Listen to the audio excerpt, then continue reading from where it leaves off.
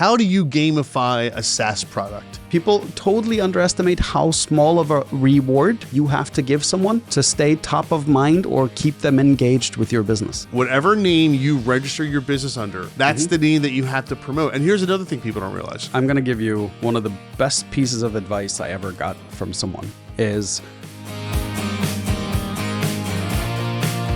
Well, good morning, Gummy. How are you? I am fantastic. How about yourself? I'm doing good, man. Doing good. Not too much craziness going on last week or so, but lots of interesting things going on in the world of my clients. I'll tell you that. So it's just there's a lot of crazy. A lot of people looking to start businesses, which is great. But I've also run into quite a few people that have businesses that they think are set up properly, and they're not. Yeah, I would say in the last week, probably 4 new clients that have come over that, oh yeah, I've had this business for a couple of years now, and blah, blah, blah. Oh, great. What's it called? Well, it's XYZ LLC. Great. Let me look it up real quick. And it's not registered. Oh, well, I thought we could just call it LLC. No. It doesn't work like that. You have to register. It's the whole point of doing it. But don't laugh. People don't know this stuff. No, I know. They really don't know this stuff. This is why we had this conversation before, right? Yeah. Like we have this a lot of times is like consult with someone that actually knows what they're doing, because like if you mess up, your life pretty much depends on it. Yeah. Yeah. In fact, I have another guy who does have an LLC. Yep. But the names on his contract are not the name of the LLC. It's a different LLC that doesn't exist. The name on his business card is different than both of those. And he has a state registration for a license that is none of those 3 either. What? Did he just make it up as he went along? Or? Sort of. So he had his wife take care of everything, and no knocking wives or spouses for doing things. Yeah. Sometimes if they know what they're doing, great. But you can make a mistake very easily. What a lot of people don't realize with an LLC or a corporation is one letter different, and it's not the same company. Right. So Gummies Widgets, GUMMIS space WIDGETS LLC is different than Gummy Widgets. Yes. Or Gummy Widget. Yes. Or Gummy's Favorite Widgets or something like that. They're all different company names. And people don't realize that. So this person had the name of the company was their name with their middle initial. Okay. No, actually it was their first and last name, LLC. Okay.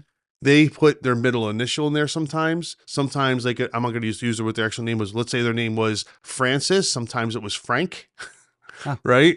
It changes everything. People don't realize that. You can't do that. It's kind of so scary. we're going through the trouble of cleaning all that up now for them.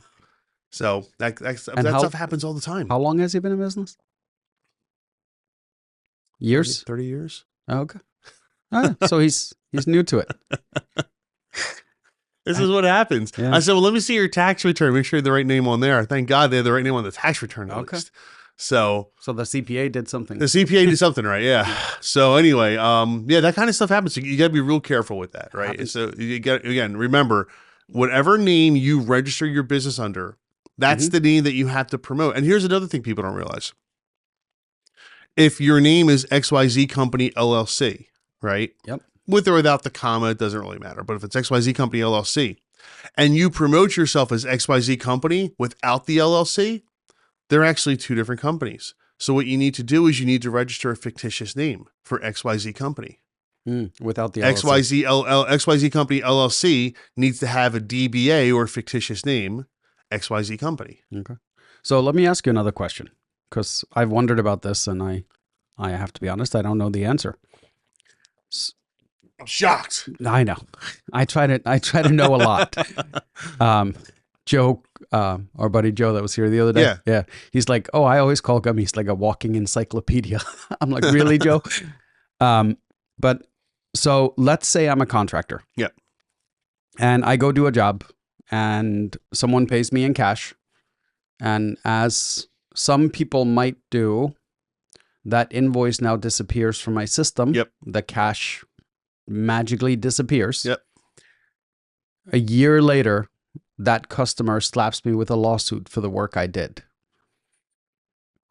is the company now responsible, or are you responsible as an individual? Because technically you took the cash and stuck it in your pocket and there's no business transaction that exists. Well, it depends on how deep you go, Okay. right? If it's a lawsuit, let's say for poor workmanship or something like that, right? If okay, so we'll talk practicalities and then we'll talk theory. The practical side of things, your insurance picks it up and you never have to deal with it again, right? That's just the reality. Okay. You go through some depositions, they settle, it goes away. That's the practical side of things. But let's talk legal theory, okay?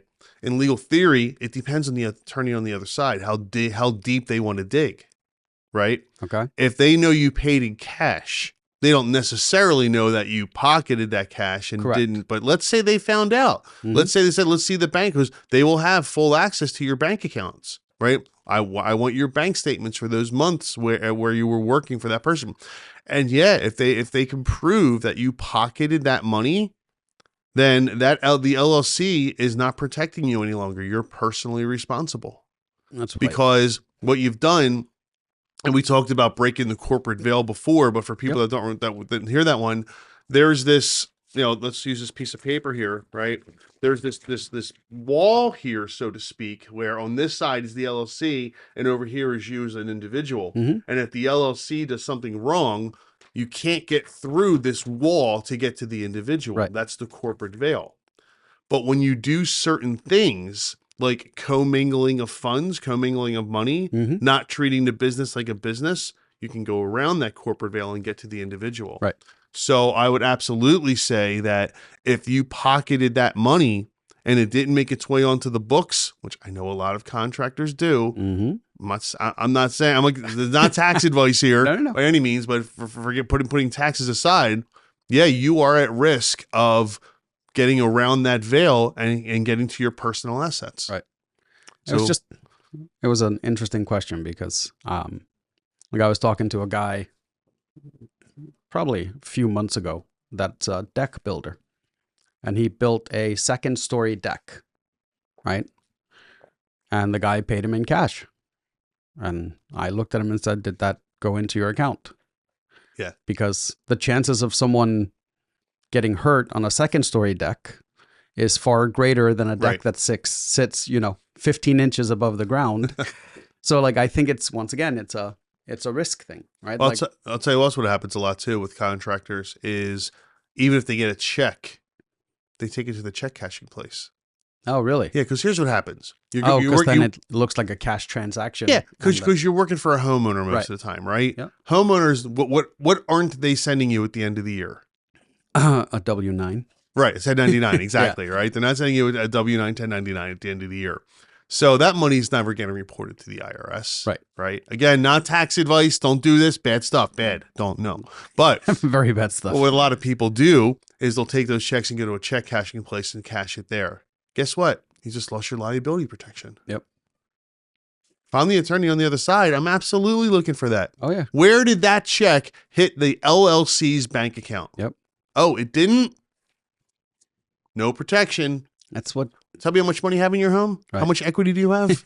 Seriously, you laugh. It's true. I know, but it's funny because it kind of brings me to another topic is I think a big reason, I mean, don't get me wrong, we all want to pay less in taxes, right?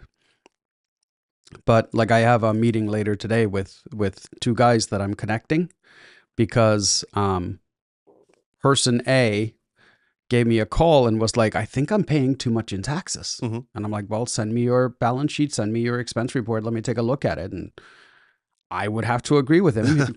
Based on what he was making, he was paying way too much in taxes. And I started asking him simple questions like, are you contributing to an IRA? Are you utilizing whole life insurance policies that the business owns that you can there's all these things you can do. Yes, you won't get the cash in hand today, but that money will not be going to the IRS. Yeah, it's still your asset. It's still your asset. It's going to go into long-term funding for you. And I think it's more common than not that someone starts a business, they go out, they start making money, And the only way they know to pay less taxes is by taking cash payments, right? I don't think most business owners, when they start becoming profitable, go out and say, maybe I need a tax strategy, right? Like maybe I need to talk to people about how to move my profits legally out of the business without having to pay taxes on it, right? Like, and there's all these things that can be done, like and it's all legal, it's all above board. It's literally what they want us to do. Yeah, and before you go on, let me be very, very, very clear about this. There is a huge difference between the CPA who can do your taxes at the end of the year and the CPA who's a tax strategist. Yes. Very different people. Sometimes they're the same, but not always. Correct. So make sure your CPA really understands tax strategy, because most of the CPAs I know only know how to do the tax filings. Correct. They can take all your numbers, but they can't sit there with you in June and prepare for your tax filings next January and help you save 40 to 50% on your taxes. It's the same thing. Not all, like I tell people all the time, if you're a business owner, you should have a financial advisor, right? Yeah. But you should have a financial advisor that understands small businesses specifically, because once again, it's an industry. Not everybody does everything well, right? Like some people are experts in helping police and fire department, because like that retirement process, for example. Yeah, right. It's a whole thing. It's a whole thing, right? Like it's very good to have someone that's really good at that. Well, find someone that's really good at small business and understands all the little things that are allowed for us small business owners to actually do, right? Like they should be able to explain to you, if you set up an IRA, for example, right? When it's just, let's say it's just you and your spouse have the business. Phenomenal idea to set up an IRA, because you're basically taking money from the business and putting it into your retirement account. And that's it, right? Like you're transferring money. Right. Otherwise, you're paying taxes on it. Well, now you add an employee. Well, you're not allowed to not offer the employee the IRA, right? So like you're making decisions now because they're really good now. But if you grow to 20 people, do you still want to offer the IRA, right? Like, do you want to offer healthcare? Because I think if you're over 15 people, you have to. Or is it 50? I think it's 50. Is it 50? Yeah. 50? I think it's 50. Okay, 50. Yeah. Okay. So like there's all these things that you need to be able to have conversations with people about, right? And I think a tax strategist, a good banker,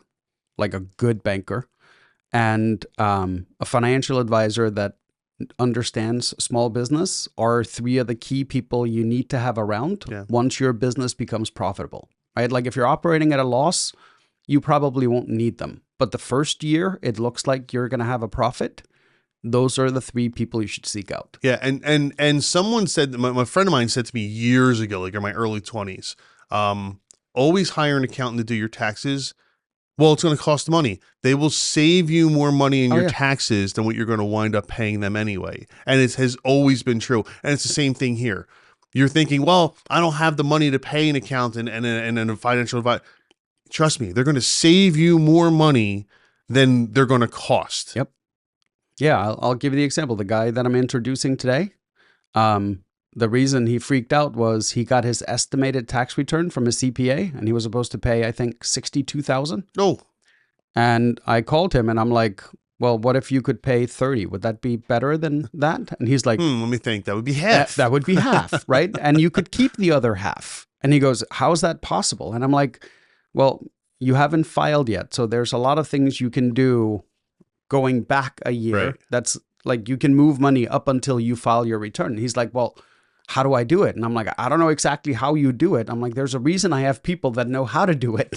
So I'll introduce you to the person that knows how to do it, right? You had told me about one of our friends, we're not going to promote it right now, but one of our friends who's a tax strategist helped another one of our friends, a simple change in allocation of money. So for example, this friend golfs every other week, if not more than that, but right? He does it for networking purposes. He invites clients out, invites prospective clients out, et cetera, et cetera.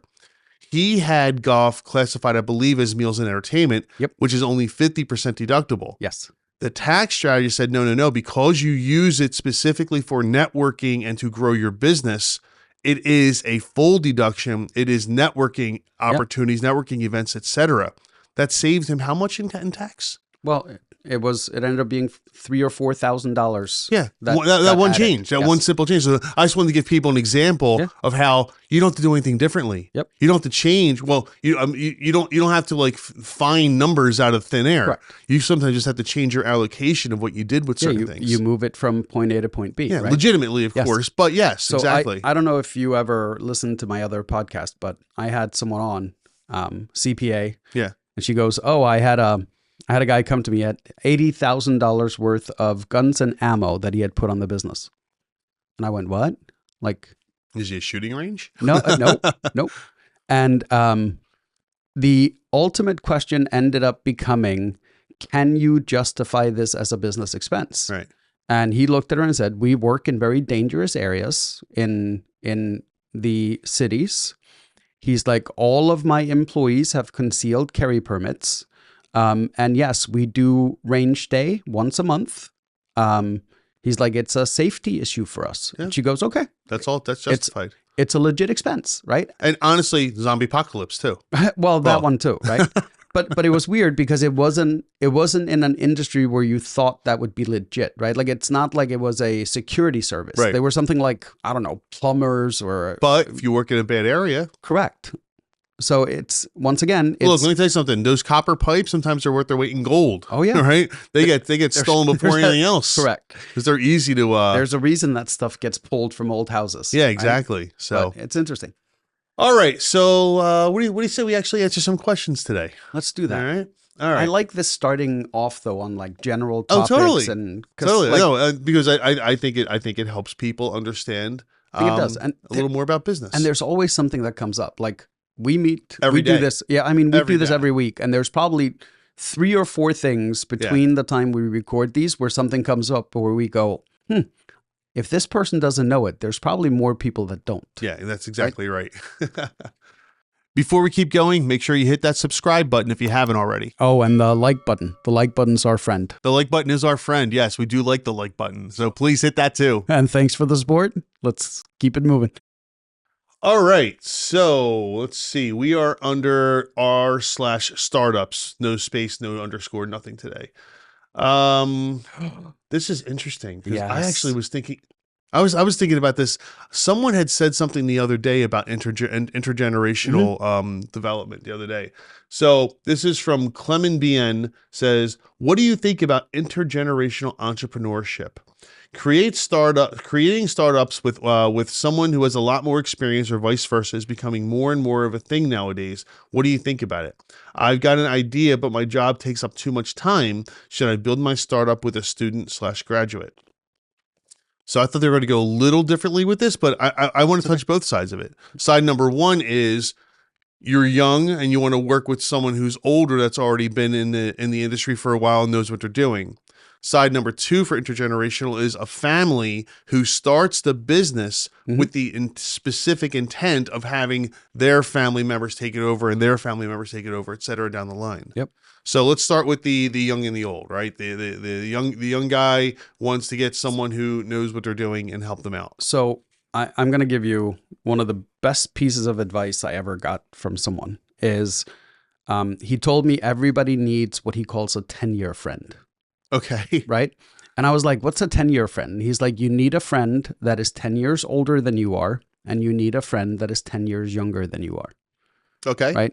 From the friend that is 10 years older, they are going to be able to help you through a lot of things because we all think we go through unique things, but we really go through a lot of the same core things in life at certain ages.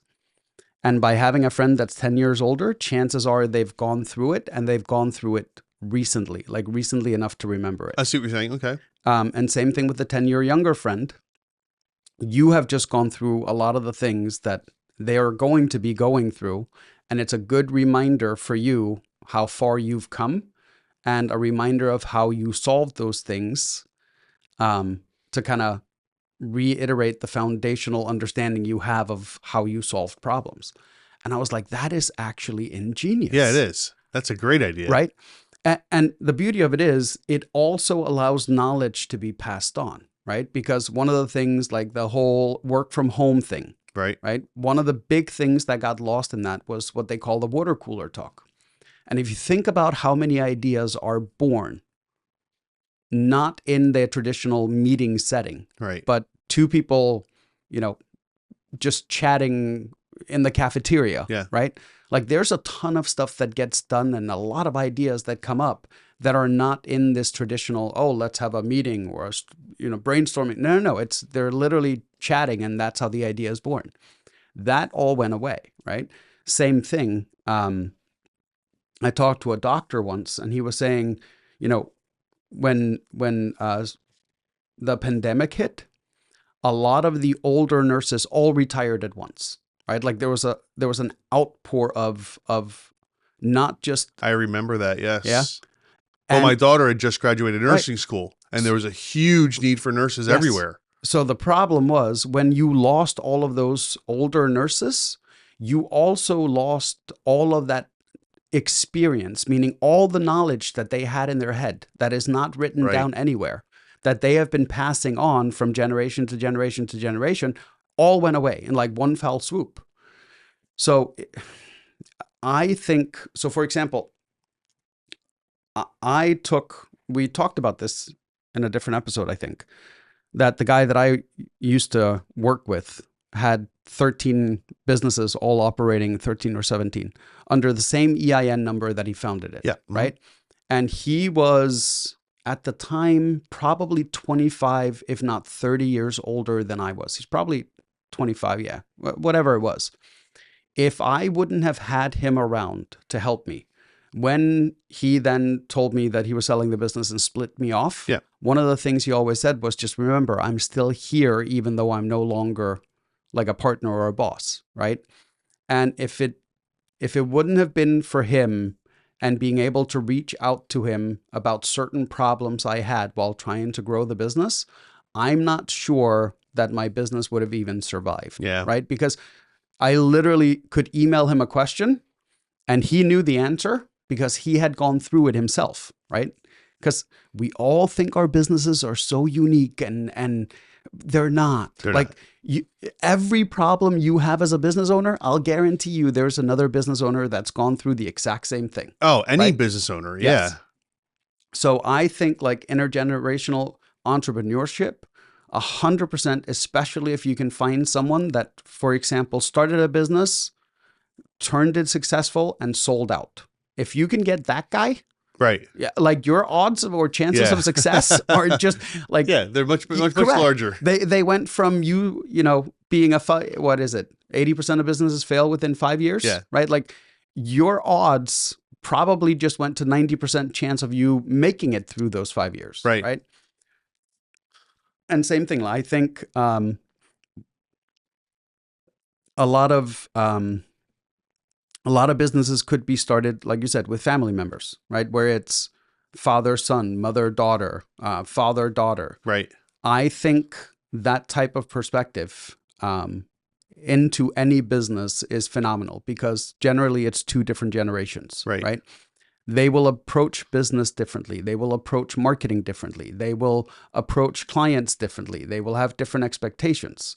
And this is another thing I think we talked about is it blew my mind when I was talking to a client of mine that sells sheds that they sold a $97,000 freestanding garage all through text messaging, never talked to the client, never saw the client. Right. The deal was completely done via text messaging. And the first time they met the client was the day they came in to do the prep work. Wow. And install the shed. Yeah. Or install the garage, right? And it blew my mind because like I would not spend $100,000 with you if we didn't have a conversation at some point. Sure. Right? But a newer generation, They will. Yeah. and she And you just don't see a lot. You don't see it as much as you did in the past of the, father and son companies, right? Because it used to be, XYZ company, now it's XYZ and Sons, Yes. but you don't see that as much anymore. And I really wonder if it's because as parents, we like our generation, we're so maybe not you and I, because we're more of a, you know, a different type of profession, but a lot of contractors and you know, skilled laborers are trying to get their kids not to go into those fields. So now I think they need to, but I think it's too late for kids that are already, you know, in their 30s. So I actually think this is like a multifaceted problem, right? So a lot of the parents now that are having kids that they could do with this with are Gen X parents. Yeah. And Gen X is infamous for leave me alone. Go do your thing, right? Like we encouraged our kids to just go do their thing. Right. Like be independent. Right. Go like, and it's kind of like we were. Correct, right? Like that's how we grew up. So I think it's hard to go from that to all of a sudden going, hey, maybe we should start a business together. Right. Right. Like, because it's the opposite of what you've been teaching them their entire life. Exactly. And yeah, the other problem is we have way too many kids going into colleges thinking, because I mean, let's be real. In the US, in a lot of the world, it's preached, right? Like, well, if you don't go to college, you can't do stuff, right?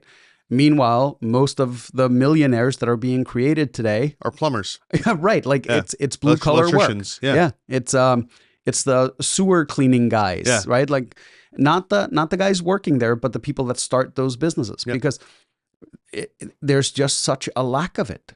Right. And it was funny. You know, Vince Vaquero. Oh, right? yeah. So I always remember he was telling me the story. He was a union electrician down in Philadelphia, and they were putting in like a trunk line, I think he called it, outside of like a bank. Okay. And it was freezing outside, right? Like it was dead of winter, and they were all out there like freezing and shivering. And he remembered that there were people inside the bank, and they were like standing in there waving, like kind of mocking them that they were in the warm and all that stuff. Right. And he said someone wrote a note that said like, how is it working out in the cold, and put it on the window. Right. Like, no, they were mocking them. Right. And he said, I remember I turned around and wrote $47 an hour and turned around and showed them. And he's like, they all went away. Right. Because this is going years back. Right. So they were probably making 10. Correct. Right. Like they were. So it was funny. He was like, and that kind of ended it. But it's interesting, you know, any of these trades can make really good money. Like I have a client that chooses to work. He chooses limited hours, right? So he's technically a plumber, but he does like water softener systems and stuff like that. Okay, sure. And I was having a conversation with him at the beginning of the year, because I'm like, okay, so like, are we gonna really step on it this year and do some marketing and grow the business? And he goes, no. I'm like, what do you mean no? Like, isn't that the goal? And he goes, no, my kids are in school. And he's like, I like being able to drop them off in the morning and pick them up at 3:00. So is quality of life. Yeah. So he's like, these are the number of jobs I need in any given month, and I can live comfortably on it. I can put money into my retirement. I can max out my, Medicare funds. I can max out my, like all of that stuff. And I was like, okay, like that's legit. Like it's a lifestyle business for him. Yeah. It's not about growing to 100 employees and being a multimillionaire. He's like, no, I'm doing good. He's doing just enough to get by and take care of himself and his family. And he's doing more than getting by, right? Like, get by as far as where you want to be. I want to have a savings. I want this. I want that. Yeah. And that's what he's doing. He's tailored his career, his business to fit his lifestyle. Yeah. And it's interesting because like he makes good money, right? But he lives modestly, and this is just what he chooses to do. And once again, this comes into having that 10-year friend, right? Yeah. Is he remembers having a conversation with someone that was older than him, and that was also a plumber. This was with his previous company, because I don't know why people tell me these stories, but they do. And he's like, I always remember he said he always regrets not having spent more time with his kids when they were young. Right. And he's like, that is not time you can exchange. That is not time that comes back.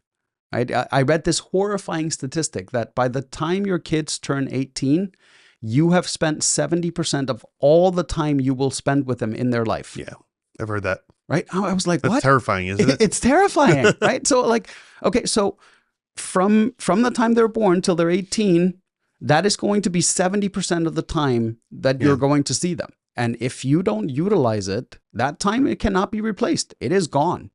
So I think it's kind of cool when people come out, they find a business like he did, and it becomes a lifestyle business. And he said, once they turn 18, we can crank up the business then. He's like, but right now, this is what I prefer. But this is why like intergenerational entrepreneurship, I think, is so important, because there are not only business lessons you can learn from other people, there's life lessons, right? There's balance of life, there's quality of life, there's how to use money, it's what to use money for, it's how money works. There are just so many things where intergenerational communication and partnerships they serve such a huge purpose, and people don't utilize it as much anymore as they used to. And the other thing with it is, especially if you're going with, the family dynamic, if you know that, by the time your kid's 12, 13, 15 years old, that they're going to be part of the family business, you can start training right then and there. Oh yeah. I mean, they can do, summer they can work at the office, weekends, holidays, whatever. And by the time whether they go to college or not, but let's say they go, by the time they graduate college, they'll have such a huge education in the business that they'll be able to hit the ground running right away. Oh, yeah. You can't find an employee like that. You can't find someone, and the loyalty is going to be beyond reproach. You're going to have a family member who loves and cares about you, working to help you grow that business, because they know that 15, 20 years from now, that's going to be their business. Yep. Right. So, I think that, I love the idea of the intergenerational, business building, because again, it's like we kind of lost that art. It does exist, but it doesn't exist nearly as much as it used to. But this is what we keep getting back to is the human connection. Yeah. Like how many business ideas have we gone through where someone is trying to come up with an idea where they can make the human connection again. Right. Like and I think a lot of this is that type of stuff. It's just, we're losing the human connection, and it's being replaced by screen to screen communication. Yeah. Right. And it's funny because like, as we were sitting here talking, I was thinking back, like, where did I learn sales? Right. Because sales is something you learn. It's not something that comes naturally to most. I remember when I was a little kid, I was probably early teens, maybe even slightly younger. I had a favorite uncle, like we all do, right? And him and my dad used to work at the same company. So on like school days off, I would go with my dad because I was allowed to hang out at the workplace. Yep. And my uncle would always snag me up, put me in the car, and take me with him on he was the sales guy for the company. And I would go with him to all the sales meeting. So cool. I was watching sales communication and sales techniques and tactics and all that stuff before I even realized what it was, right? Like because it's a different type of communication.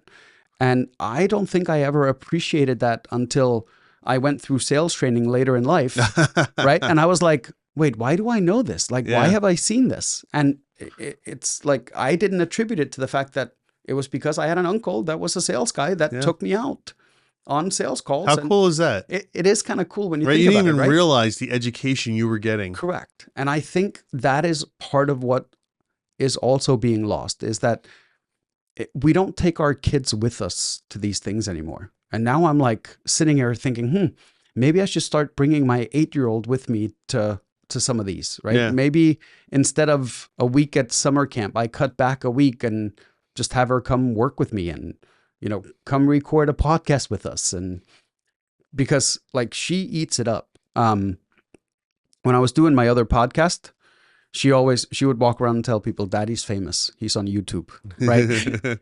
Which was kind of cool. But she would come with me to the office on days off. And do you know what she would ask to do?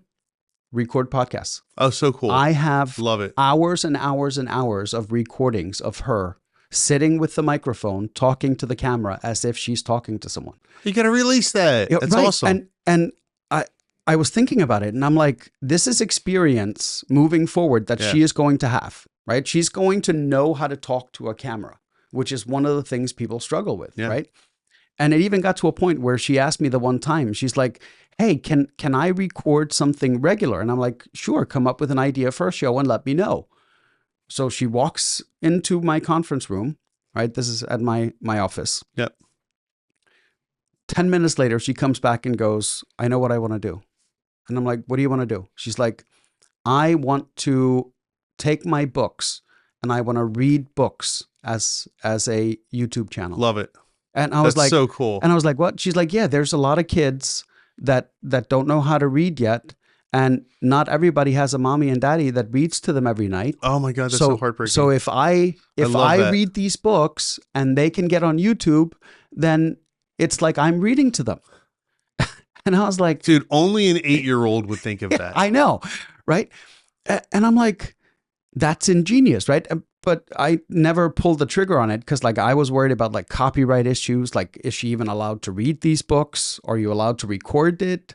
Are you like, I always meant to talk to you about it, which now is coming up in natural we'll conversation. Discuss that right? separately, yeah. But even still, like, I was like, okay, maybe if she reads them, but it's not an advertiser account because like then she's not making any money from their materials. But I was like, either way, it's a really cool thing. I actually thought about like it got to I have a better idea. I thought about having ChatGPT write That's what I was going to. It's exactly what I was going to say. Just have ChatGPT write stories for you. Yeah, that she can then read off and like.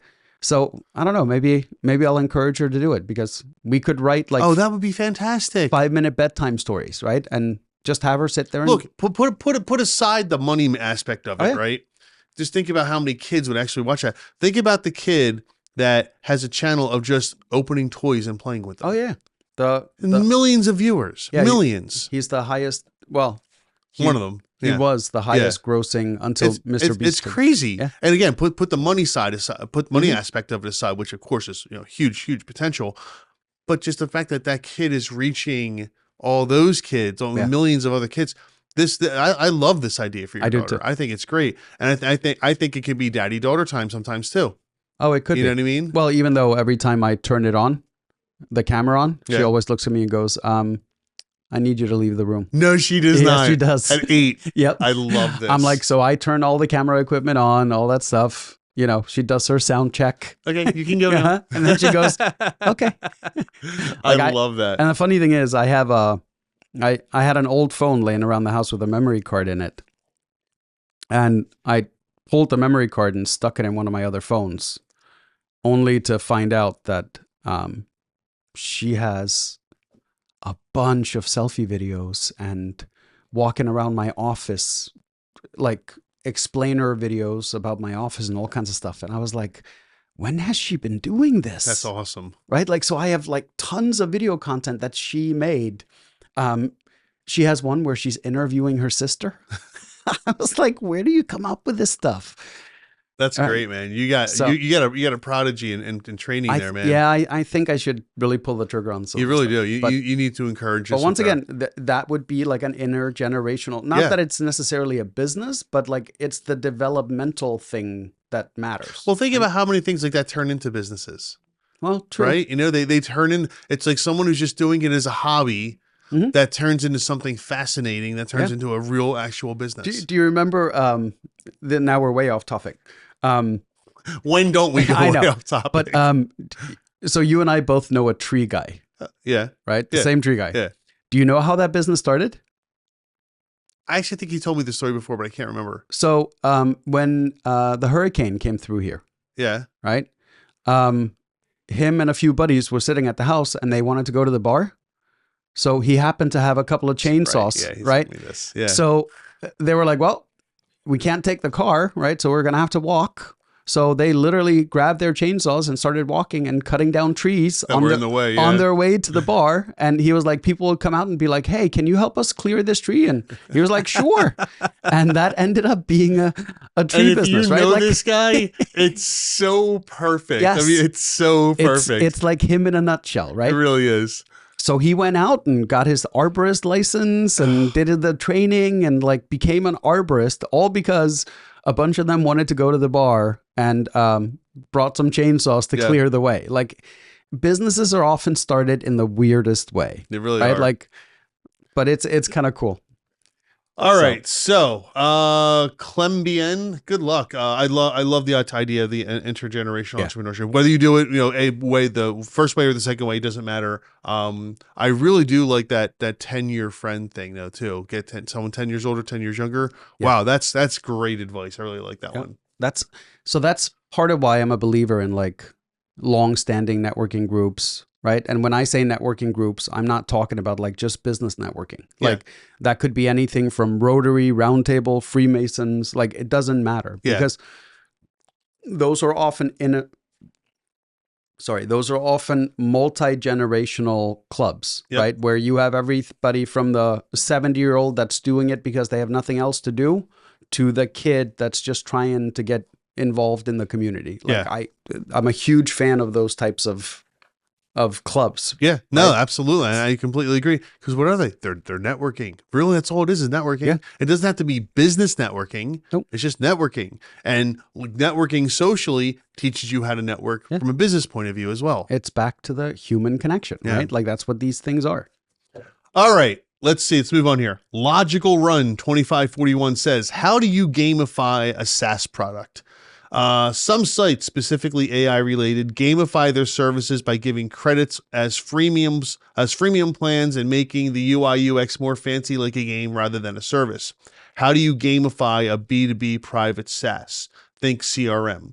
I'm looking into ideas to gamify it and to make my customers want to stay more in the app and pay more to unlock services rather than paying a fixed price to make it look like a freemium or pay-as-you-go system. Looking for ideas to implement. Thank you. So first off, let's talk about gamification, what that really is. Okay, there's two parts to gamification.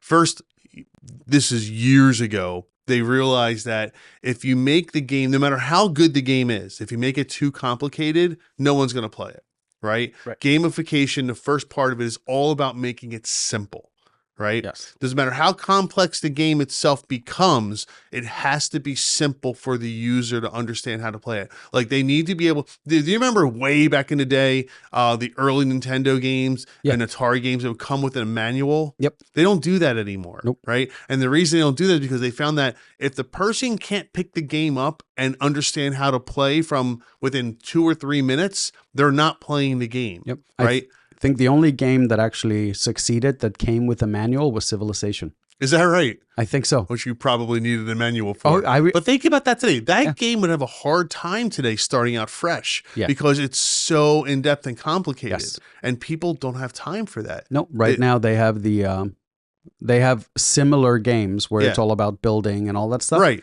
But they're way simpler. Than Civilization was. So that's part one. So part one is making it simple. So that's what you have to do with your SaaS product. It has to be simple. If it's complicated, if it's you got to go here and then here and then here and then here to make us to do one action, no one's using it. Right? It's got to be dead simple. All right. And then number two is the I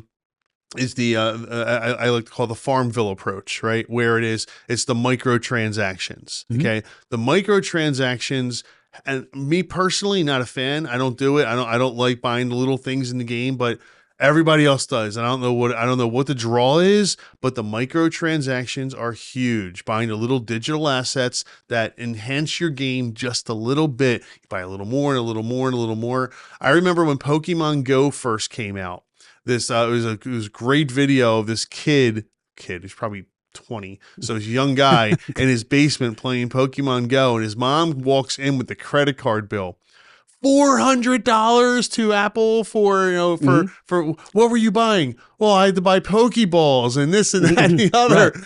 And it just adds up over time a little. They're only like 99 cents, but think about it if you do it over and over and over again. So anyway, gamification for a SaaS product, it's what you're really doing is you're opening up features. But aren't a lot of these games now basically just SaaS products?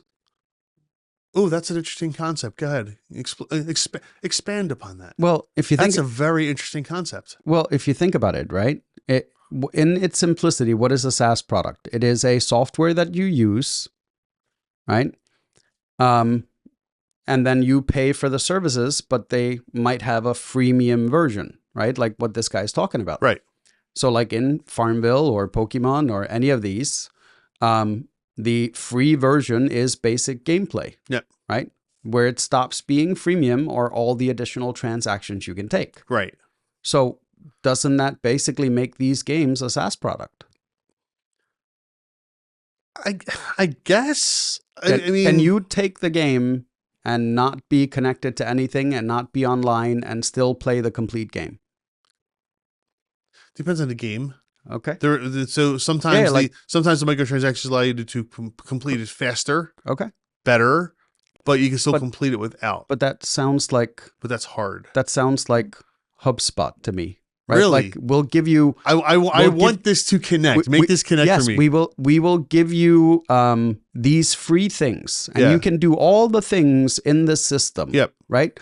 But if you want to do this, you're gonna have to pay $9.99. Right. Right. Well, isn't that exactly how the game works?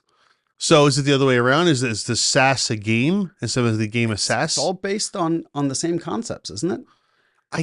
Yeah, no, absolutely. No, I see the connection there. I just think that the games did it first. We are literally talking about gamifying something, yeah. Right? Like, why are we calling it gamifying? Because the games do a really good job of getting you hooked on the basic software, the basic game, and then selling you add-ons.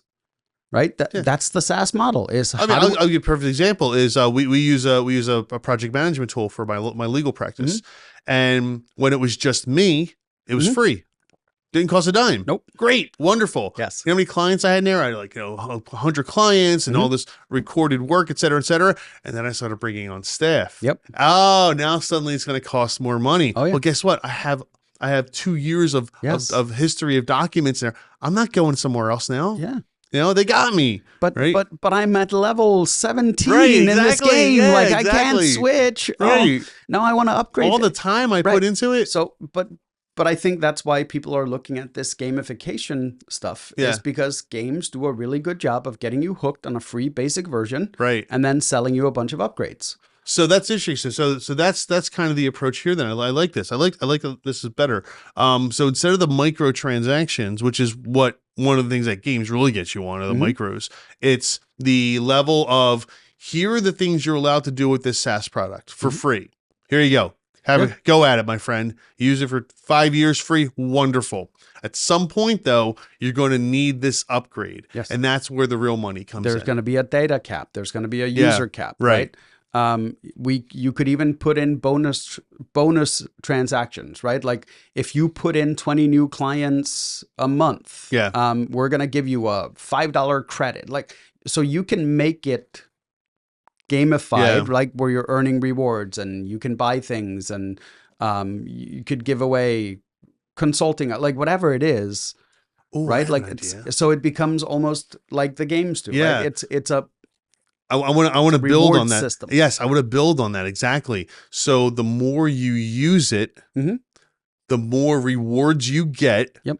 And the reason you do that is because as the programmer behind the game, or the owner of not the game, but the SaaS product, or the owner of the SaaS product, you are encouraging these people to entrench themselves more and more in the product. Yes. And by doing so, they're not getting out. That's what games do. Yeah. They get you. Yeah. They get you all in. Yeah. Right. Like I know people that are all in on some computer games, and I'm like, why? It's a game, right?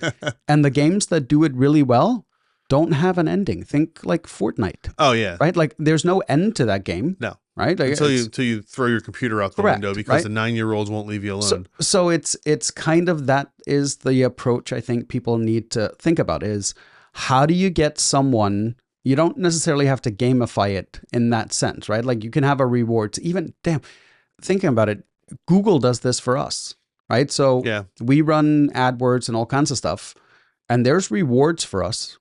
Like we can get free Google stuff, like mugs and pens and beach balls and all kinds of stuff. You know, I've heard that. I've never seen it. What triggers that? So it depends on how much There's a bunch of factors. I've never actually looked into it. Okay. I probably have hundreds, if not thousands of points at this point with them because the guy that used to run all my AdWords, Yeah. I used to tell him, just claim whatever you want. And randomly he would show up with like a Google hoodie. And I'm like, where'd you get that? He was like, oh, that was our rewards last month. I was like, okay. But yeah, so based on the number of campaigns you are managing for other people, based on the budget that you are managing any given month, they basically give you rewards points for taking care of those campaigns. Yeah. They give you rewards for using all kinds of features. Like they want us to use automated bidding. They want us to use like auto suggested things. So we get extra points when we use those. A lot of them are crap to use, but they want us to use it because then they get to use AI to try to balance. I always say it's a balance between how much the advertiser is willing to spend and how much money Google makes. Like they strike that balance. Yep. Because I think without some of those features, we could have the advertiser spend less, which is not ideal for Google. But it's just my theory. I'm not saying that's what happens. But yeah, so we earn rewards points that we can then use to claim all kinds of things. And I mean, I think I saw in there years ago when the Google Pixel first launched, that was actually one of the things you could claim was you could get a Google Pixel. Wow.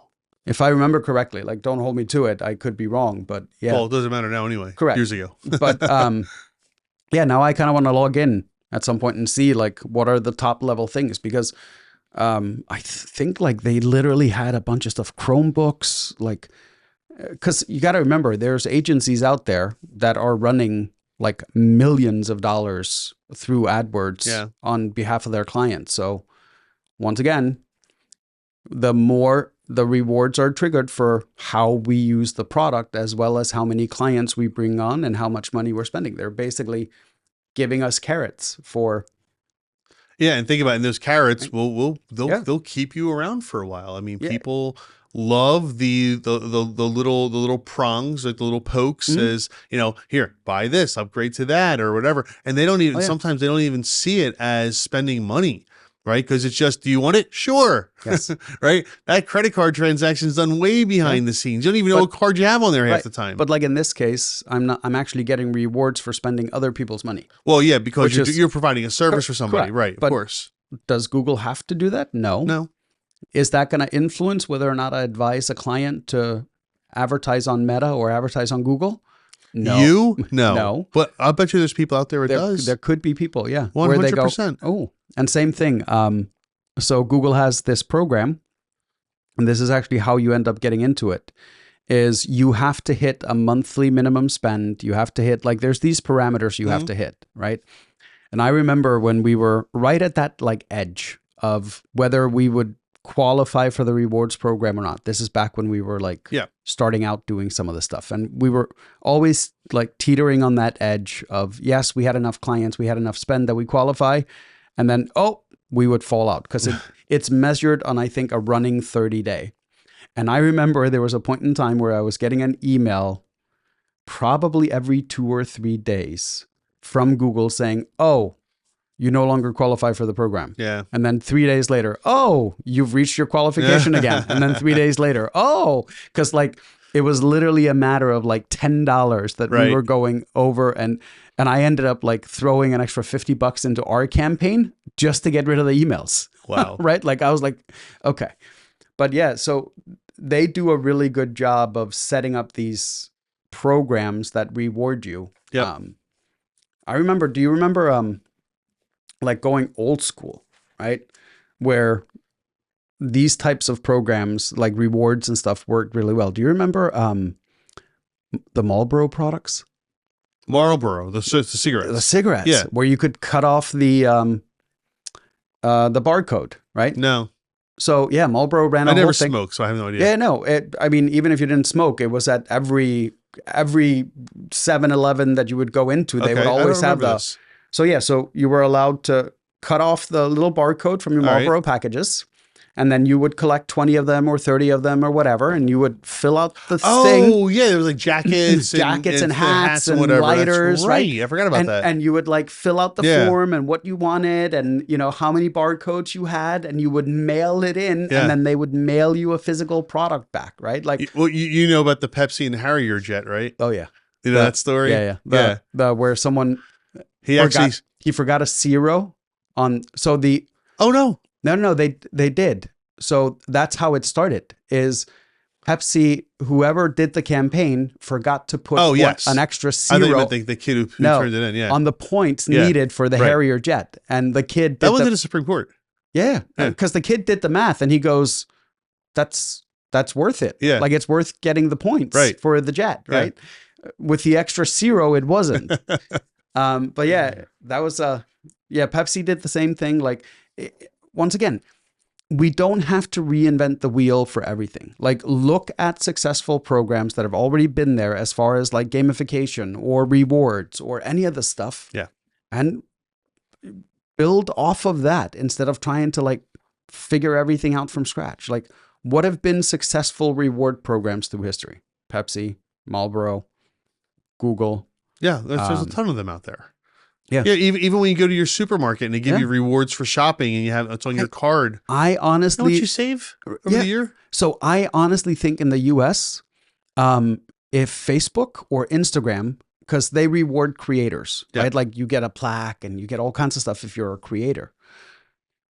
I'm like, start rewarding users. Right? If you spend 1,000 hours on Facebook next year, we'll send you a free hoodie. Oh dear Lord. Just saying. You're right, because people will do that. People will do that. Yes. They will stay on there to get that hoodie, and it will ruin their lives. But you know, but yeah. But the hoodie. Yeah, but the hoodie. I got the hoodie. I got the hat. Right? Like I got the coffee mug. They become status symbols. Like, and people do weird stuff. It's so true, and it's such a shame. It is. But like, start rewarding users for time spent on platform, rather than just rewarding creators. Yeah. No, that's an excellent point. Right? Because they do it in the groups, right? They put a little badge on you that says, oh yeah, up and coming creator, absolutely. Top creator, right? Like, well, send me my damn hoodie. Where's my coffee mug? Yeah, right. I don't even drink coffee. I just want the mug. No, it's so true. So logical run, 2541. Yeah. So this you got some good advice here. So again, first, keep it simple. Everything's got to be kept simple. And then number two, just find ways of getting people entrenched into your software.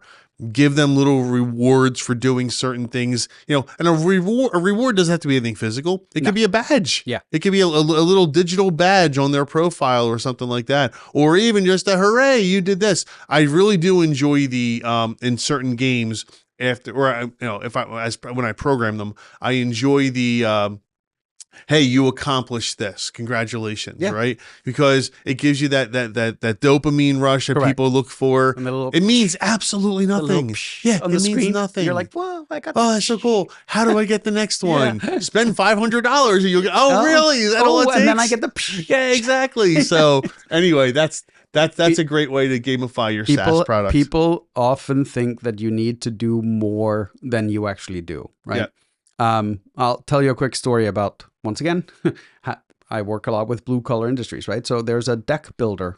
I want to say he's in like Arizona. And he built his business to about 3 million in a little over 2 years. Okay. And the only advertising he does is sending promotional materials to former customers.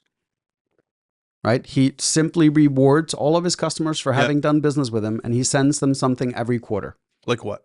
A pen, a notepad, a calendar, a hoodie, a hat, right? He's constantly rewarding his customers for having done business with him. And he got to 3 million just on referral business. Wow. Right? Because he's always top of mind for these people. That's true. I like that. They might have 30 of his promotional items in his house right now. Right? And people think it has to be big. No, it can be a set of 3 it's a gesture. chip clips. Yeah, it's right? a gesture. Chip bag clips. Yeah. Right? Correct. That's what it is. And it's also, I use them. I use the little damn clip things, right? And if someone's going to give them to me for free, I'm okay with that. Yeah. but I still see the one I have at my house all the time. First National Bank, right? Every time I clip it on, guess what? Yep. I see First National Bank. People totally underestimate how small of a reward you have to give someone to stay top of mind or keep them engaged with your business. Yeah. Or software or whatever it is. No, that's a great point. So yeah, that's what you do. Good luck to you. If it works out for you, put something in the comments. Let us know how it went.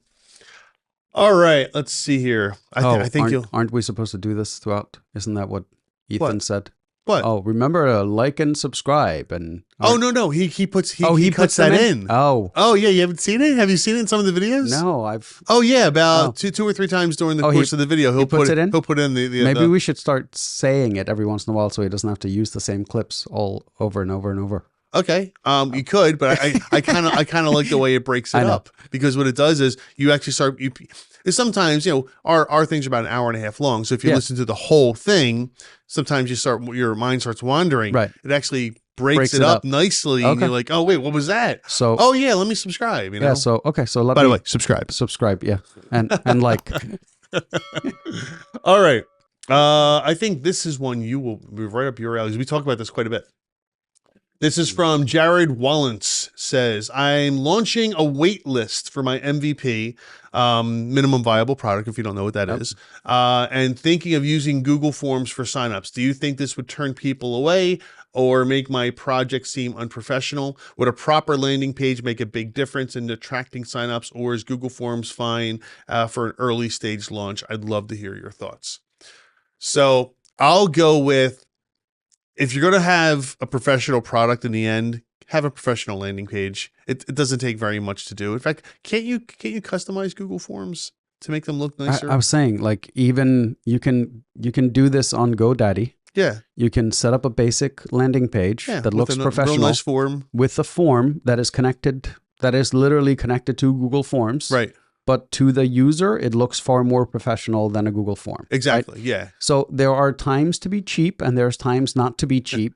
I don't know if it's a matter of cheap. It might be a matter of just not knowing what to do. Yeah, but for something like this, building a landing page, using GoDaddy, getting a domain from them, you might be looking at $80 for the year. Right. Right, for the year. For the year. And then, the form builder can connect directly to Google Forms. So you're still getting all the benefits of the Google Forms and all that. So like I'll give you a perfect example. Anytime someone hands me a business card and their email address is johndoespainting@gmail.com. Oh, I know. It drives me nuts. It does. Right? I don't understand. It's so easy to get your own email address. But here's the thing. I'm okay if it's johndoespainting@johndoespainting.com. Yeah. But when I get an email back from him that it's johndoespainting@gmail.com. Yeah. Right? I have no problem with that. But it's the appearance on that business card. It's the appearance on the website where it's a Gmail, or don't get me started with people that still use AOL. I know. I see it all the time. There's probably everybody listening to this our age just said AOL with us, right? But yeah, it's just a matter of professionalism. Like, it is such a minimal effort to do it right. Yeah. Right. And it just, because here's the thing. I try to explain to people quite frequently, it's not a matter of just the business you got. It's a matter of the business you lost, right? Yeah. And I remember we analyzed this for a client a few years ago, because we know if you get XYZ number of visitors to your website, you should get XYZ number of leads, right? Like, we know what the average percentage of visitors to leads should be. For your industry. Or for that specific industry, right? So we had a client and we were looking at his traffic numbers, and we were just pulling, like, he was just coming on with us. Well, we were still in the discussion stages, actually. And so we got access to his Google Analytics, and I look at it and I go, these numbers don't add up. And he's like, what do you mean? I'm like, you should be getting 150 leads a month. He's like, what do you mean? And I'm like, based on your traffic numbers and where the traffic's coming from and what it is, you should be getting 100 to 150 leads a month. And I'm like, are you? And he's like, no, nowhere near that. And we basically redid his website because it looked like it had been built in late 90s. Yeah, right. And I'm like, Had the flying let's toaster and dancing baby. Yeah, let's start with your website and just rebuild that, make it look more professional, and see what happens. And we rebuilt the site, we launched it, and literally the first month he got 70 leads. Right. So, and people, the end user cares more than you think, but they also care less than you think. Right. It's this fine balance. Right. It doesn't have to be flawless. It just can't be crap.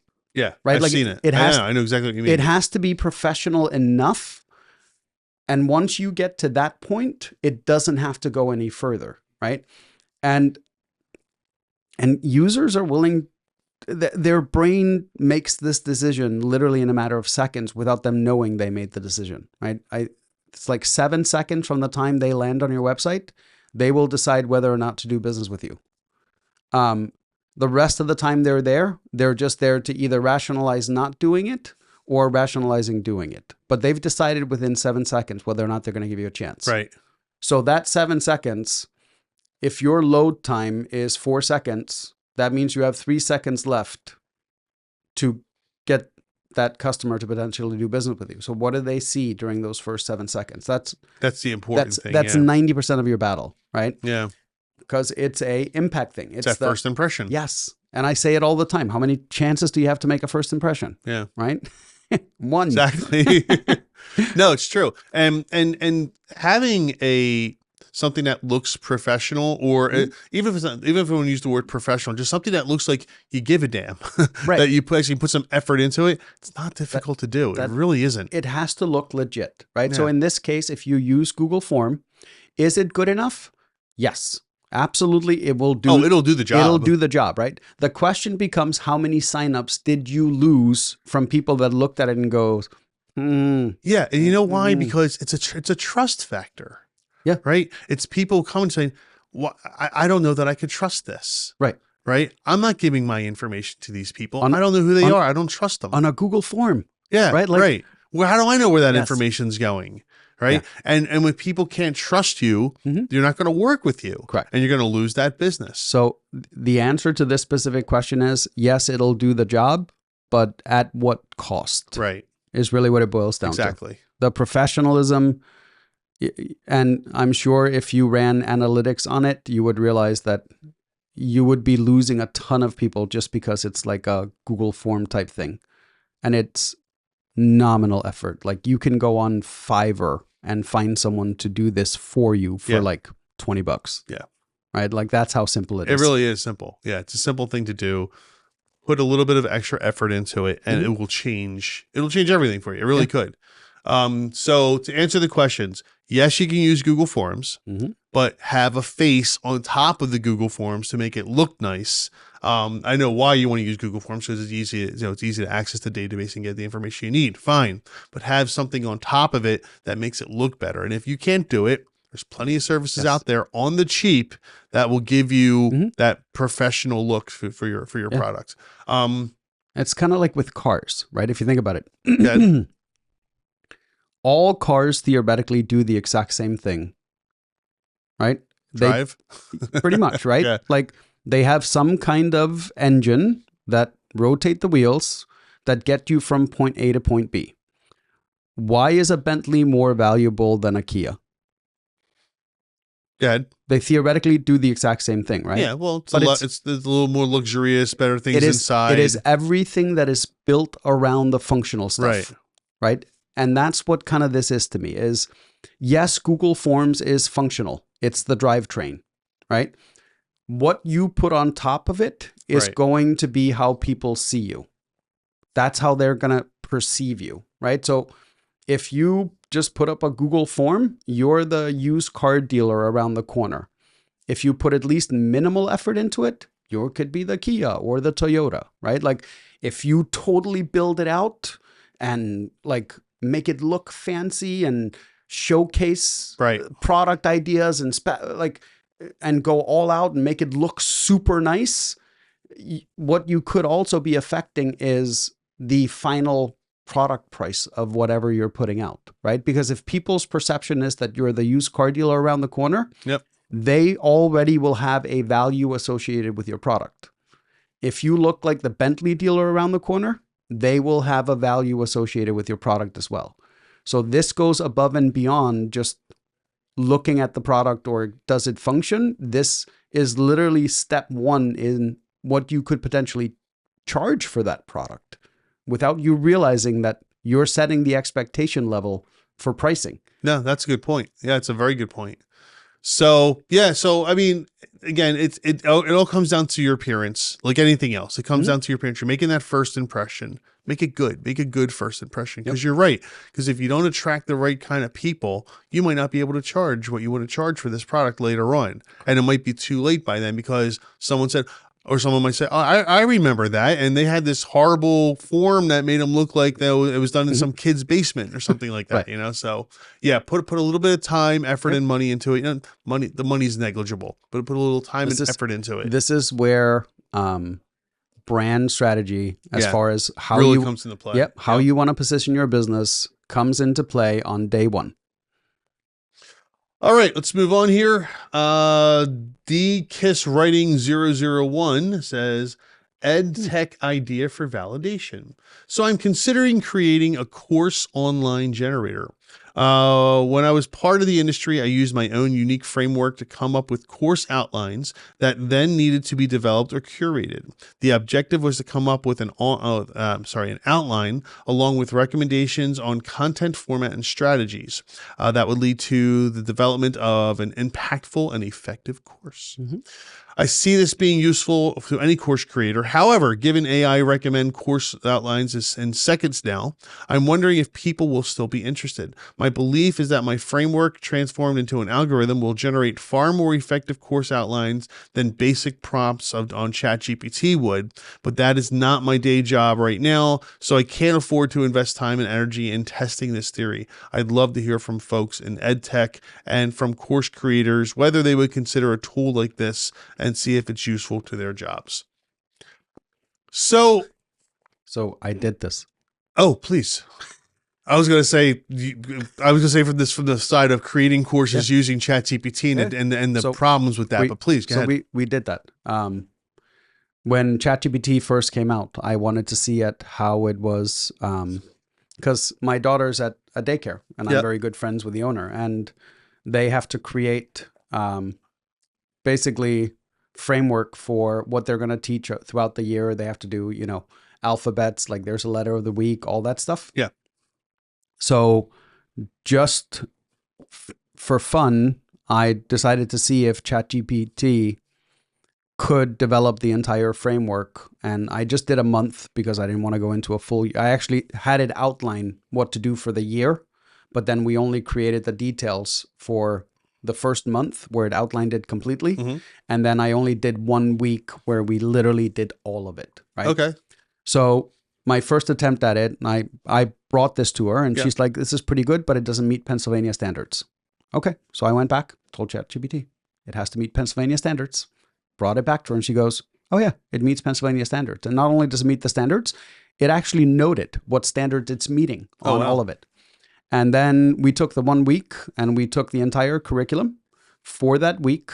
We had it develop everything that the teacher needed to know, all the games, all the, like even scripts for the teachers, materials needed, games they would play. We had it write a custom story to read.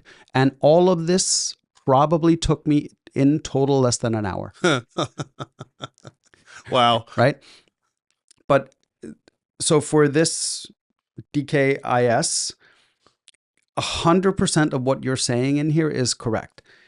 If you don't understand the correct framework, AI can't build it properly. Right. So I was lucky enough that I had someone that I could go talk to that basically outlined what the framework was to create the curriculum. Okay. If I wouldn't have had that, I wouldn't have been able to get it to do it. Right. Not at least not to the level of completion you got it. Correct. Right.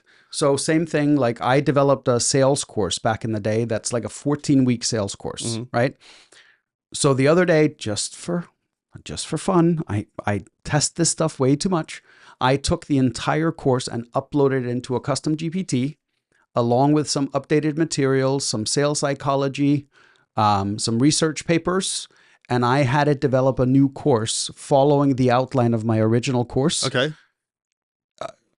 It's pretty damn good. Yeah. Like, it's pretty damn good. Because you fed it the right information. Correct. Yeah. So that's really and this is what people need to understand with what she's talking about, for example, is that if you do not give it really, really good framework to work by, right? Like, if you do not give it good writing prompts, if it doesn't understand what it's ultimately supposed to output, it is very hard to get that output. So what she is doing is basically a custom AI that specializes in outputting really good courses. Mm-hmm. And I think there's a market for it. Okay. I honestly think there's a market for it because people are building, I see it a ton, right? People are building these online courses. And then just for fun, every once in a while, I'll buy one and I'll look at it. And I'm like, oh, look at that. This is AI generated. Oh, yeah. First paragraph in, right? And then I read through it and I kind of skim through it and I go, okay, let's see.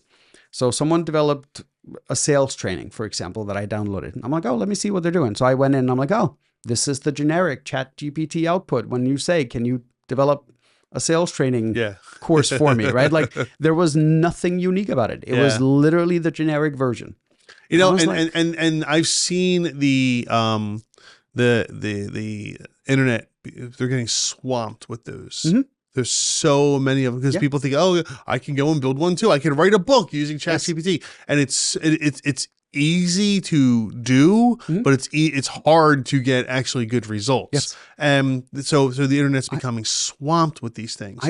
I told you that I built a gummy GPT, right? Yeah. Yeah, I know, Mr. Gummy. Yeah. Ask Mr. Gummy or whatever it was. So I told you that I uploaded everything I have written over the last 10 years. Yeah, and it writes just like you now. I had it write the first chapter of my second book that I've been wanting to write. And I'm like, this is good.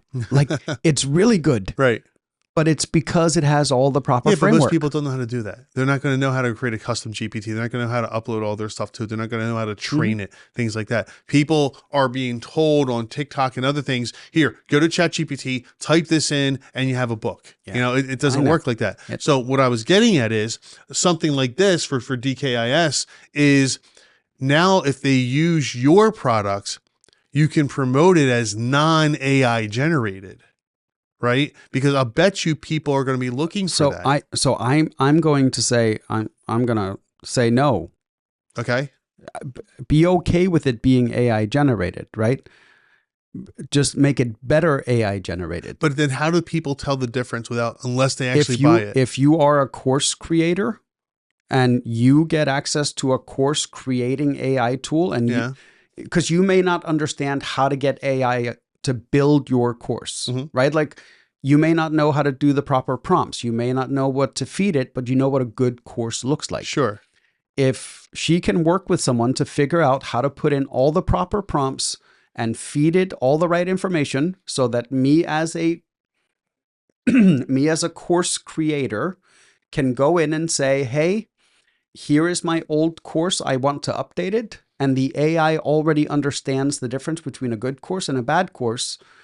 AI can help you make a better course, right? So it's once again, people don't pay for information, they pay for structured information, right? Because all the information in the world is more or less available. Yeah. But if you don't know how to structure it, it's of no value. So understanding how to structure the prompts in order to get AI to create an actually good course, that's where the value is. But again, my problem is that if you're going to be let's say you're the one good one and there's 100 others around you that are just typical AI courses, how do you stand out and be different then? So how do you let people know that you're the one that's good? And that's I think is the issue. So I tend to believe that good products, when in a niche, once again, the Yeti theory, I talk about this all the time, right?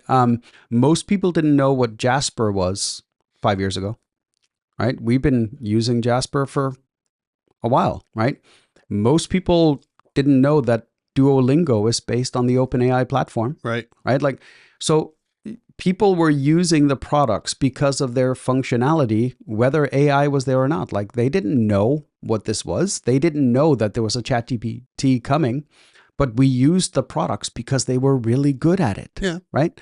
So I think once again with this, because she is targeting people that are creating legit courses, right? She's not targeting the end user that's going to buy the course. She's targeting the person developing the course. And just like we used to use Jasper to write outlines for us, we were willing to pay for that tool because it did a good job at writing outlines. Yeah. If she develops a tool that's really good at formulating courses the right way, the people that are developing courses, you know the difference between a well-formulated course and a not, right? Yeah. And most of these that are built in generic ChatGPT AI type things are generic crap courses. Build a tool that doesn't build a crap course. Build the tool that allows me as a course creator to build a really good course. That's it. Like it's. But that doesn't require AI then, the course outline.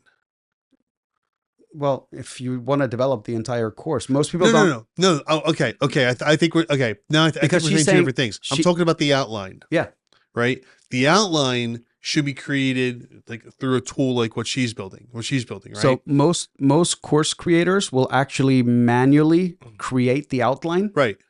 But we then want to be able to take the outline and then put it into AI to. Oh no, I have no problem with that. That I'm fine with. It's the outline, right? Because that's what she's talking about. She has a tool, her own framework for building the outline. Correct. And I'll bet you it's 10 times better than anything that ChatGPT is going to spit out. But make it into a usable platform, right? So I can build my outline right in this platform and have AI be an assistant as I'm building it out. And then ultimately I should be able to push a button that says generate. Yeah, I'm down with that. I'm okay with that. Okay. Right. Because that goes to the whole, the Gummy AI, right? It's the thing that you built where it's that AI is tailored toward you. Yes. She could build an AI that's tailored toward building good courses based off of her frameworks. Yes. That I'm perfectly fine with. I have no problem with that. That's paying. Basically, it comes down to you're paying for structured information. Yeah. Right. Like right. And now you have a tool that understands how to structure something properly. And I think people would pay for this stuff. Oh, absolutely. They're paying right now. People are paying for book writing assistants. Right. Once again. Right. There was a guy they didn't think it was going to be a thing, so they launched a wait list. And on the wait list, they have, hey, how long have you been thinking about writing a book? Would you use AI to help you write the book? What would you be willing to pay monthly for an AI assistant that helps you write this book? And then they just put it out and said, okay, let's see how many people signed up. I forget what the number was that signed up, but it was like mind blowing. Yeah, it was a lot. And people were willing to pay quite a bit. And they were like, I guess we're developing this product because there's a market for it. I mean, think about just forget. Let's say you still want to write the book yourself. AI now helps you edit it. Yeah. Right. Where are the mistakes? Where are the pitfalls, etc. That's great. Yeah. Think about how much time that saves you. How much money that saves you. Oh yeah. From not needing an editor or hire an editor to do it. Yes. Like there's And so many good things. So many good things coming out. And it's getting better. Like that's what people need to understand. Like generative AI for writing and all this stuff, it keeps getting better. Not worse. Yeah. Of course. Well, especially if you trade it. Oh yeah. I love the idea of training something to write like you, to think like you. That's a great idea. Most people won't know how to do that. We might want to have a show on that at some point. Well, it's also because most people aren't paying for the upgraded versions that allow you to do it. Because a lot of that isn't available in the free versions, right? So this is why people like me and other people that are actually paying for this stuff are always going to be ahead, right? The free version of something is never as good as the paid version. Right. Ever. Right. I think I can say that confidently. No, you're absolutely right. But it once again, it allows us to do, it's the difference between you went and bought your tools at Harbor Freight, right? Right. And I bought mine from Milwaukee, right? Like your hammer, it's a hammer, just like my hammer. It hammers. It hammers, right? It'll put the nail through, but the quality of the tools that we're using and what we can do is not the same. Like, I don't care who you are, what you do. I'm not knocking Harbor Freight, but like some of their like electronic tools, I've gone in there and I'm like, is this like a single use, right? Yeah. But for someone that needs to use it for one weekend once a year, fine. It's more than don't give enough, it to a roofer. Right? No, don't give it to a roofer. Don't give it to a carpenter because like they'll kill that thing in a matter of days, right? So, and that's what it comes down to is like pay for tools that are going to benefit you, and then you will get the full experience of what those tools can do. I agree. All right, time for one more. Another SaaS product? Well, sort of. Okay. We've had questions like this before. This is from RLD 2005. Let me guess before reading it. Yeah, sure. I have an idea and I need a partner to develop it with me. No, I saw a couple of those and I skipped over those on purpose. Okay. No, this is I need an idea. Oh, I need an idea. Yeah. So I want to build a SaaS-based product, but don't know what to build. Need advice. Okay. So here's hold on. Let's read. Okay. I'm 19 years old with a good background in web and app development. All right, that's fantastic. Good. That's not usually what we hear. I have been struggling to find a real idea on which I can work. I want to add some more of I want to add some more what of a value, I'm not sure what we're trying to say there, where I can talk with real users, which is really helpful to them. Really need your guidance. Thanks in advance. Oh, so he wants to build a solution based. So he basically wants people to tell him what problems they're having. Yeah. So he can build the solution. Okay. Great way to start a company. I do. Yeah, that's not bad. It's not bad at all. It's a great way to build a software. Yeah, you'll get some good ideas that way. What problems are you having as a business owner? What problem are you having as an individual? Right. So, all right. So let's start. How do you remember when AI first came out? Yeah. And I said it's gonna solve the mundane stuff in life. Yeah, of course. Right. Yeah. So like I went and registered my mealplanbuddy.com, myworkoutbuddy.com, right? Because I was saying it's the mundane tasks in life that people want solved at a relatively cheap price, right? So one thing, because I'm the primary cook in my house, like I cook every night. And one of my employees, same thing. She cooks every night. And actually a couple of them do. And we were sitting around the one day and we're so tired because like we run out of meal planning ideas for the week. Like Monday's burger night, Tuesday's taco night. Like it becomes like redundant, right? And that's where solve simple things. Solve that someone needs to meal plan for a family of 4, right? And build that because it's the simple things that people want help with. Same thing with workouts, right? Not everybody can afford a personal trainer. Well, build a digital version of it. Build someone that'll put together, come up with a questionnaire that says, what do you want to focus on? Oh, I want to do weight loss, blah, blah, blah, blah, blah. And these AI systems are smart enough that there is enough information on these types of things out there. Like, how many recipes do you think there are how many recipes has ChatGPT read in its life? Or how many has millions, been, right? Millions. And like, it can come up with new recipes, like legit, that are good.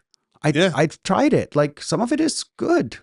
It messes up every once in a while because like, I don't think it understands flavor profiles. Right. But Not yet, but it's going to get there. So I love this idea. Just don't overthink it. Like find the really simplest common denominator that a bunch of people have an issue with. Because like if you built my meal plan, buddy, right? Even if I sold that for $3.99 a month, the reality is you're only generating something 4 times a month, right? Because and then I just have a button that says, send to my email or send to printer, and it'll print out. Here's your meal plan for the 7 days. Here's the ingredients, and here are the recipes. Right? You walk away with 9 printed pages, or send to my Amazon shopping list, like whatever it is. It's such a simple concept. Like, So for you and I, because of our experience, this guy's 19 years old, we can figure out, or we can ascertain, I would say, what those problems are. What are the little things that people need help with? What do the businesses need help with? How's a 19-year-old do that? Where do they go and research to find those The things? next generation. Star Trek? Great show. Yeah. Generational knowledge, right? Okay. Go talk to your 10-year older friend Right. and ask them, what are all your buddies complaining about? Or what are your friends complaining about? Like, what is something simple in their life that they wish they didn't have to do or annoys them? Yeah, it's true. And there's going to be a bunch of answers, right? And then write down all the answers from everybody you talk to. Hell, go out and talk to people in the street, right? Go out and talk to, grab a little clipboard and put a little researcher thing on and stand on the local corner and go, hey, we're here conducting research for XYZ company, which you are, right? What are some common things you deal with on a daily basis that you wish would be easier, right? And That's true. you're going to get blown off by a bunch of people, but the 10 or 12 or 15 people that stop and talk to you, whether it's through the day or the week, you're gathering data on what are some common things. And then you feed that all into a database, and then you see how many people have this problem, how many people have this. Well, guess what? You're probably going to end up with something where a lot of people complain about the same thing, and nobody's just thought about solving that problem yet. And that's it. So yeah, that's interesting. So that's right. Yeah, it's so funny because we always think about doing things online. You can just take it offline, right? Yeah. Take it offline. Go stand in the middle of the city somewhere with a clipboard asking questions. You'd be surprised. Oh yeah, I'm having this problem, right? Even bring like a camera with you and like a tripod or something. Have people, because then they think, oh, I'm going on the internet. I love this. And I'll tell you all my problems, and you'll get the information you'll get will be astounding. Correct. And if you don't want to do that, then just call on businesses. So set up a meeting with with a marketing or a CEO or whatever. Individuals. Yeah. Right. Consumers. You don't have to do a B2B. You can do a B2C SaaS product. Yeah. That's true. You could. Right. Think of I pay right now. Yeah. I pay for CapCut. I pay for streaming. I pay for all kinds of stuff. And I'm like, why am I paying for this? And I'm like, oh, because it does save me time every month. Right. Yeah, like a good SaaS product, for example, for B2C is there's this subscription finder that finds all the things that you're subscribed to, because most people don't even know what they're subscribed to anymore, because it goes through your credit card statements and finds out what you're subscribed to and then helps you cancel them. Yeah. That's great. It's a fantastic product. Yeah, I'm willing. And it's dirt cheap. I'm willing to trade my $4.99 a month to save me $39.99 a month. Right? Like exactly. And once again, it's about solving the simple things. Right? How often? I don't know if you cook at home or not. Right? But how often have you gotten home, opened your fridge, and thought, "What am I going to make with this?" Yeah. Right? I think this already is. I think you can already do it. There is a thing out there that can do this. Yeah, you take a picture or you tell it what's in there. Yeah. And it gives you ideas for recipes. Yeah. And people would think, oh, but that's not a big problem. Well, if you don't think that's a big problem, you obviously are not the primary cook in your house. Yeah. Because there have been days, even me that grew up in a culinary background, where I've opened my fridge or my freezer or whatever and gone, I forgot to go to the store today. Now I got to figure out what to make with whatever I have. I have a great idea. This could work for both business and consumer. We're all inundated, and I do mean inundated with email every day. Oh yeah. Hundreds of emails in some cases every single day. Build a tool to monitor to handle that, right? It goes through all your emails, gets rid of the stuff that's nonsense, summarizes the stuff that's of any importance, and just reports back to you with one letter or one page that says, here are the things you need to be worried about from your emails today. That'd be great. I'd love that. That would save me so much time and energy. So that exists. That exists. Yes. I've never seen it. No. I can even tell you the name of the product. Okay. I think it's Cassidy. Okay. So they allow you to set up workflows that literally will scan through your emails and just send you. Okay, but something like that though is correct. It's a great tool, right? That would save you time and energy. Do you know one thing that has been bugging me for years? What's that? So text messaging. I hate text messaging, and I refuse to text message with clients or work because it is impossible to organize your text messaging. right? There's no important folder. There is no remember folder. There is no inbox. There's no like a traditional email would look like, right? And it annoys the crap out of me because I always tell clients, if you want me to forget something, text it to me, right? Because by the end of day tomorrow, you're going to be, text message number, whatever on the list. Yep. And when I'm scanning through it, I'm not going to go down 30 text messages. So if I don't remember it offhand, or if I don't set a reminder to look at your text message, because a lot of times I'm not in the office all day. Like today, I probably will not be at my office at all today. I'll be there by tomorrow morning. Well, if you texted me something this morning, I'll have 12, 15 text messages before tomorrow. And if I don't happen to remember that you texted me, it's not happening. Yeah. Right? So like I want something in my messaging that allows me to easily just say, forward this to my email, or put it in my important folder, put it in my reminder folder. And I mean, they are building AI, like Samsung, iPhone, they're building AI into this stuff. But none of them are focused on how to organize your text messaging. Right? Like I'd love to have just like a friends folder. Yeah. Where all the BS groups or whatever that people add me to, where I can just put like friends and family folder. Yeah, right. And I can just check it whenever. Yes. Because whatever this person is texting, it's probably not nearly as important as right. Right. And I can just go through it once a week and do the LOLs and the smiley faces and the thumbs up. Right. Like, yeah, exactly. Right. But yeah, I think a lot of and as we move more and more away from, and I think Meta foresaw this, which is why they got into like WhatsApp and all that stuff, is I think over the next few years, individuals are going to stop having email addresses other than just something to sign up for something. It is not going to be a form of communication for them at all. Oh, okay. Like they're not going to be, like when's the last time one of your friends emailed you to your personal email address about something? Yeah, it's all business stuff. Correct. Right. So for businesses, email will not go away. But for individuals, I think we're getting to a point where people are not going to have email addresses at all. Like I get business cards now from younger entrepreneurs and there's no email on the card. It has an Instagram and a WhatsApp.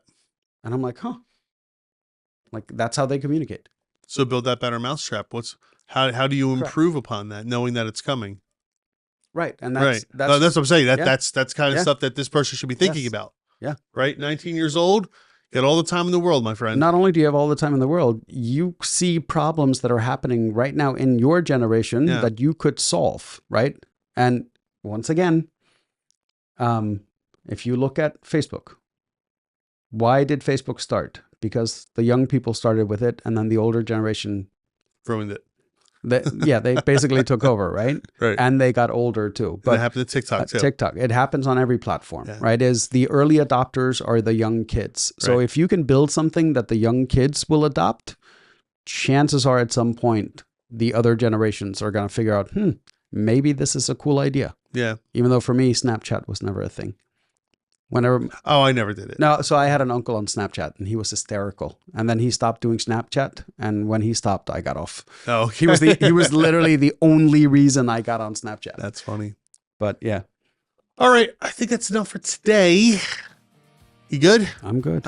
No, we had some good stuff here today. But this last one, this RLD 2005, 19 years old, good background in web and app development. That's fantastic. Oh, it's always keep those skills. You're going to need them throughout your life. It's a great throughout place. your entire life. Yep. You'll never struggle if you have those skills. So, all right, man. I guess we'll chat next week. Sounds like a plan. All right, buddy.